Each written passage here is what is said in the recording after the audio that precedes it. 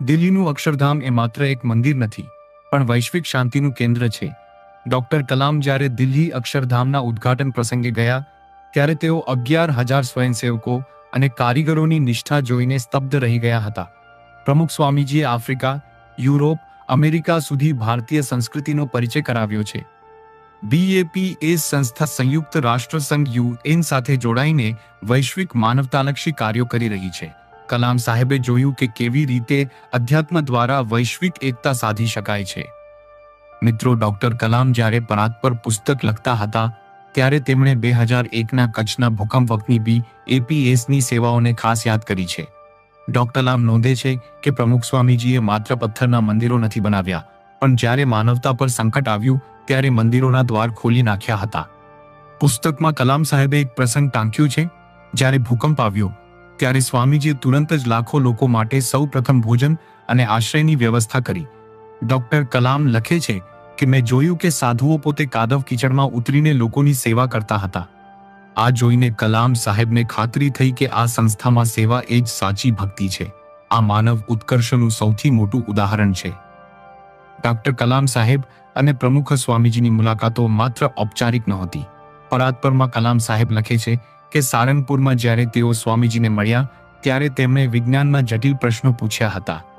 કલામ સાહેબે પૂછ્યું, સ્વામીજી, આપણે પરમાણુ શક્તિ બનાવીએ છીએ, પણ શાંતિ કેમ નથી મળતી?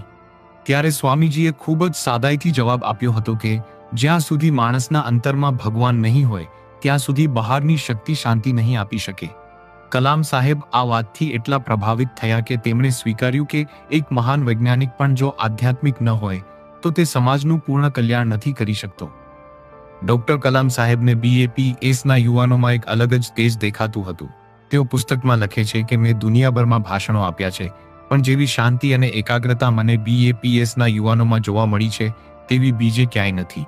તેમણે નોંધ્યું કે સ્વામીજીએ લાખો યુવાનોને વ્યસનમુક્ત કર્યા છે. સમાજ ઉત્કર્ષ માટે આનાથી મોટું કામ બીજું શું હોઈ શકે?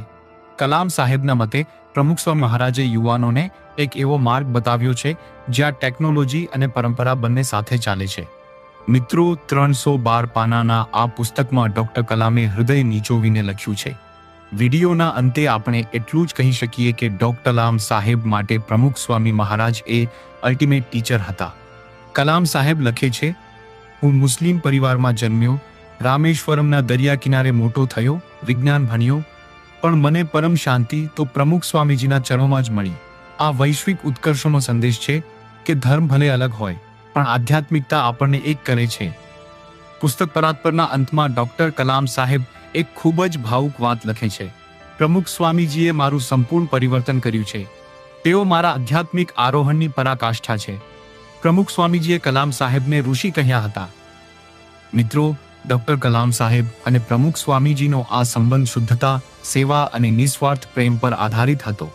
આજે આ બંને મહાનુભાવો આપણી વચ્ચે ભૌતિક રૂપે નથી, પણ આ પુસ્તક દ્વારા અને તેમના કાર્યો દ્વારા તેઓ આપણને સદાય દિવ્ય માર્ગ બતાવતા રહેશે.